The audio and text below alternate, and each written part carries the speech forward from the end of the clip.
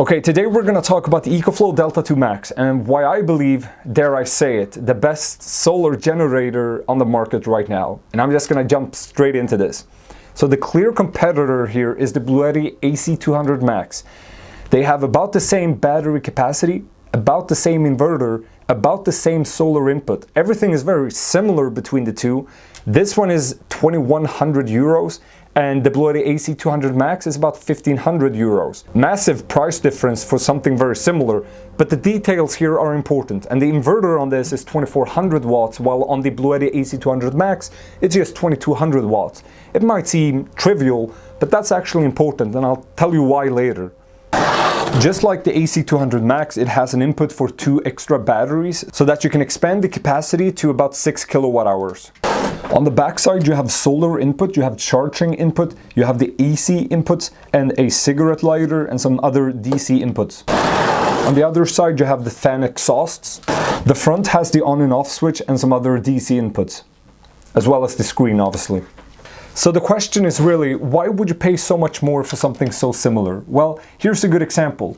I was barbecuing with an electric barbecue and it pulled about 2,200 watts, a little more than that. The AC200MAX would not have been able to power it for very long, just a couple of minutes max. However, the Delta 2 Max actually managed to do it for about 30 minutes. And that's when I pulled the plug. It could have gone for longer, I just didn't have to use the barbecue for that long. So that's the inverter, 2,400 watts continuous, which is amazing. And that's a big difference from this to the AC200MAX, even though it's just a 200 watts difference in the max output. It really makes this compatible with basically every single appliance. The same thing happens with water heaters here in Europe, more specifically Sweden where I live. The power rating of the water heaters are often 2,200 watts, and again the AC200MAX would have been able to do a minute, maybe 2 minutes, and this could have gone a lot longer. And something else to keep in mind is when you have a higher power rating on your inverter, you can have more things plugged in, things like heating guns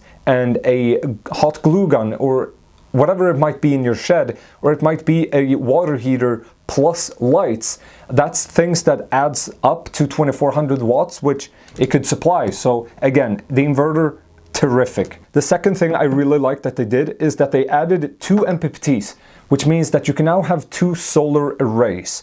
Basically, the benefit of this, at least in my opinion, is that now you can have one solar array on one side of the roof and another second solar array on another part of the roof that might have different hours of sunlight available to them. And then you can just plug them in here and it's a total of 1,000 watts instead of 900 watts for the AC200MAX. So it's a 100 watts more solar input, which we all like. Now this is great. This is something I hated with the AC200MAX, is that it comes with this massive power brick that's supposed to charge the AC200MAX with 500 watts.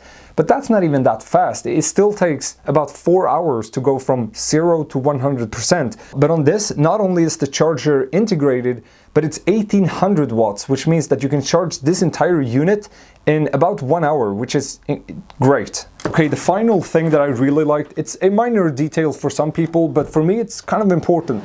And that's that the fans are much more quiet than on the AC200MAX. On the AC200MAX, they would kick in continuously, like it would be a quiet period and then the fans would kick on and be on for a minute, and the fans are much more noisier than on the Delta 2 Max. On the Delta 2 Max it's kind of like they are continuously running all the time, but it's way quieter. So that's a big plus in my book, but it might not be a massive deal for most people out there. Something else I was able to use this for is that we had a flood in our basement and I just brought the battery because we didn't have a power cord that long. So I just took the battery and a heater and it could be on for about 2 hours and it heated up beautifully and all the water evaporated, which was exactly what I wanted. So that's just one use case of a battery like this. Okay, I've actually edited the video, that's why I'm wearing different clothes, but I wanted to have this in the video. The previous version of this actually used lithium-ion cells, but they decided with this version to jump on the lithium iron phosphate train, which is a good idea. They offer a lot more cycles than lithium-ion cells.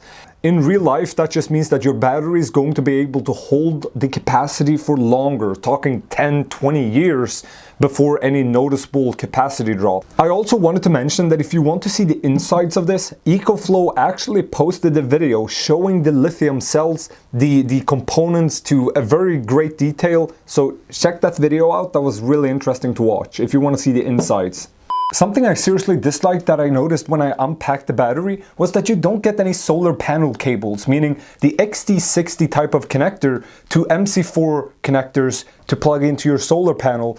You don't get that cable. You should get 2 cables to go into each MPPT, and that's something you don't get when buying a solar panel either. There will be so many people opening the box and noticing that they can't use the solar panels right away. They have to get these stupid cables. They should just include them right away. Overall, the build quality seems to be fine. I like the handles. It's heavy, but it's not too heavy to move around, which I like. Now, the only thing that I would comment on is that I did have an issue that wasn't an issue, which happened when I emptied the battery all the way down to 0 quite rapidly. So the battery was getting a little warm. I plugged in the charging cable, and all of a sudden 2 icons started to flash on the front screen, and it wouldn't accept any charge. And I got worried that for some reason I had broken the battery, but it was just the temperature sensor within the battery saying that, hey, I'm not gonna charge because I'm too warm. So you just have to wait 30 minutes and then it will start to charge once again. You can connect an app to it. Mainly I use it to offset the discharge and the charge levels, which means that if you don't want to keep it stored at 100%, let's say you have a solar panel connected to it and you don't want it to charge up to 100% all the time, you can actually offset it within the app. The same thing goes with discharge. You can set it so that it will shut off at 10% if you don't want to go all the way down to 0%. Okay, so that was just some comments about the Ecoflow Delta 2 Max. I hope you enjoyed it. I see you again soon. Bye.